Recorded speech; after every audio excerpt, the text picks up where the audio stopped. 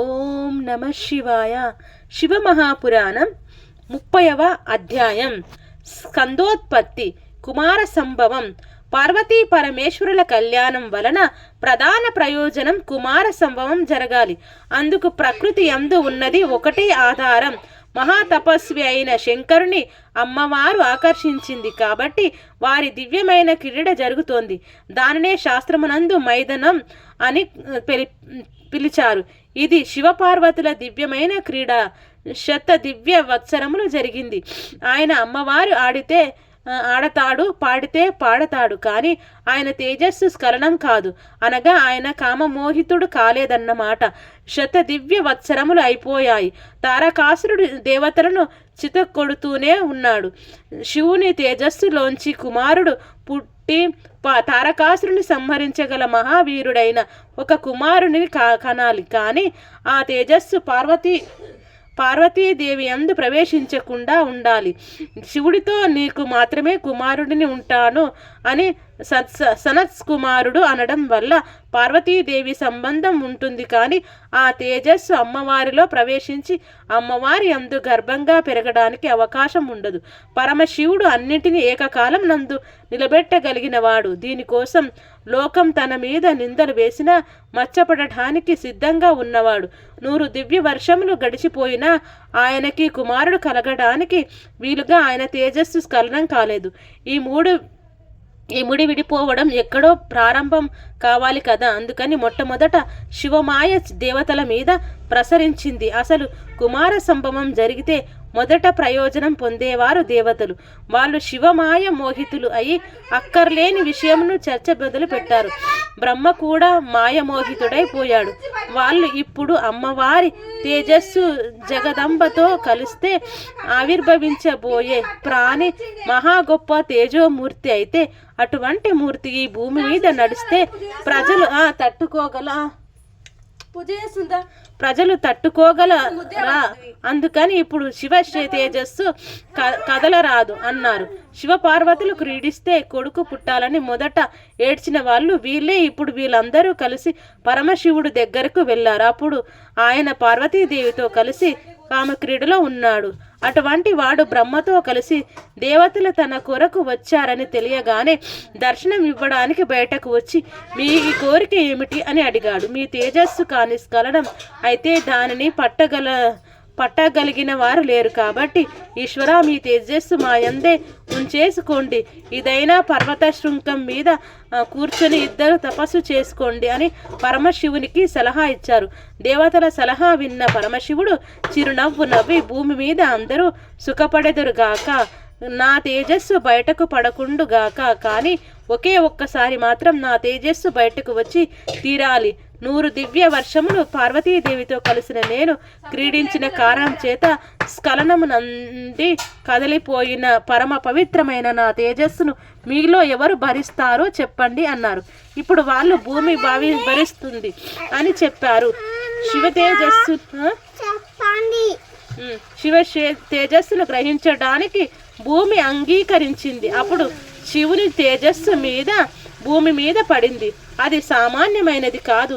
ఉత్తర క్షణం భూమి మీద వ్యాప్తి చెంది ప్రవహించి పర్వతమును అరణ్యములను అన్నిటినీ ఆక్రమించేసింది. అందరూ అగ్నిహోత్రుని ప్రార్థన చేయగా అగ్నిహోత్రుడు వాయువు సహకారంతో తేజస్సును గ్రహించాడు. అయితే ఆ తేజస్సును అగ్నిహోత్రుడు కూడా తనలో ఉంచుకోలేడు. ఈ విషయం అమ్మవారు తెలుసుకుని దేవతల భార్యలకు బిడ్డలు జన్మించకుందురుగాక అని దేవతలను శపించింది. పిమ్మట భూమి వంక తిరిగి నీవు అనేక రూపములు పొందుతావు. ఒక చోట చెడు నేల, సారవంతమైన నేల, ఇలా రకరకాలైన రూపములు పొందుతావు. చాలా మందికి భార్యవు అవుతావు అది అంది. దేవతలందరూ సిగ్గుతో ముడిపడి పోయారు. శివుడు పరమ దిశగా హిమపర్వతం ప్రాంత శృంగము మీదకి తపస్సుకు వెళ్ళిపోయాడు. ఆయనను అనుగమించి అమ్మవారు వెళ్ళిపోయింది. అగ్నిహోత్రుని దగ్గర ఉన్న శివ తేజస్సును గంగా యందు విడిచిపెడితే ఉమాదేవి బెంగ పెట్టుకోదు, కాబట్టి గంగయందు ప్రవేశపెట్టింది అని చెప్పాడు. అగ్నిహోత్రుడి గంగమ్మ గంగమ్మ దగ్గరకు వెళ్ళి, అమ్మా, దేవతల ప్రియం కొరకు నీవు గర్భమును దాల్చాలి అని అడిగారు. అప్పుడు ఆమె శివ తేజస్సును స్వీకరించడానికి మనస్ఫూర్తిగా అంగీకరించింది. అగ్నిహోత్రుడు తనలో ఉన్న శివ తేజస్సును గంగయందు విడిచిపెట్టాడు. వీళ్ళిద్దరి గుండెలో జారిపోయేటట్లు గంగమ్మ ఒక మాట అన్నది, నేను ఈ తేజస్సును భరించలేను, ఏమి చెయ్యను అని అడిగింది. దేవతలలో మరలా కంగారు మొదలైంది. అగ్నిహోత్రుడు గంగతో, నీవు భరించలేకపోతే దాన్ని హిమపర్వతం ప్రాంత పాదముల దగ్గర వదిలిపెట్టు అన్నాడు. గంగ అలాగే చేసింది. తేజస్సు వెళ్ళి భూమి మీద పడగానే విశేషమైన బంగారం, దాని తర్వాత వెండి పుట్టాయి.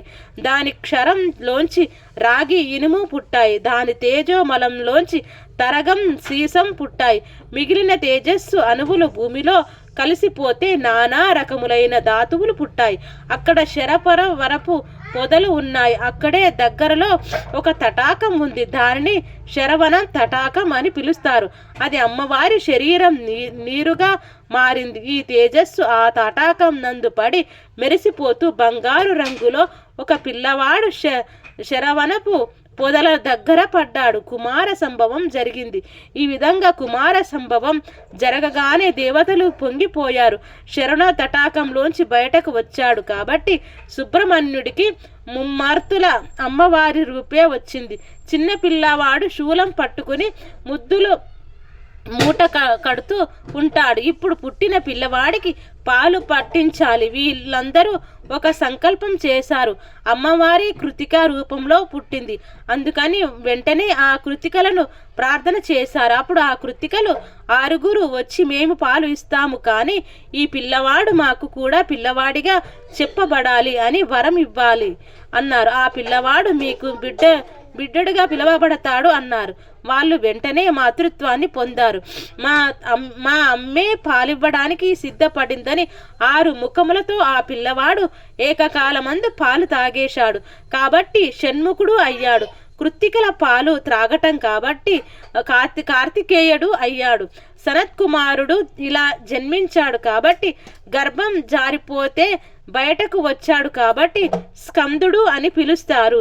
6 కృత్తికల స్థానములను ఏకకాలం నందు పానం చేసిన వాడు కనుక ఆయనకు షడాననుడు అని పేరు వచ్చింది. పరమశివుని తేజస్సులోంచి వచ్చిన పిల్లవాడు కనుక కుమార అని పిలిచారు.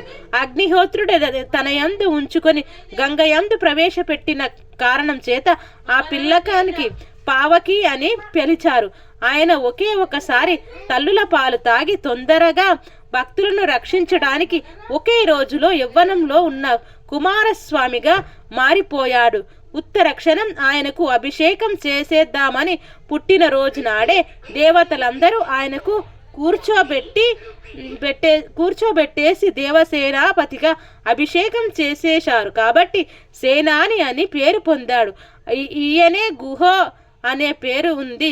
కాబట్టి పరమ పవిత్రమైన ఈ సుబ్రహ్మణ్య స్వామి జననం వినటం అన్నది, ఆయన సంబంధమును గూర్చి వినడం అన్నది ఎవరికో తప్ప చెల్లదు.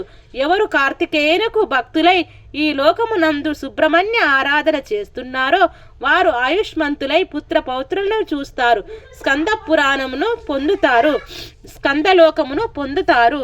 ఇట్లు శివమహాపురాణం 30వ రోజు పారాయణం సంపూర్ణం. సర్వం శ్రీ ఉమామహేశ్వరార్పణమస్తు. ఓం శాంతి శాంతి శాంతి.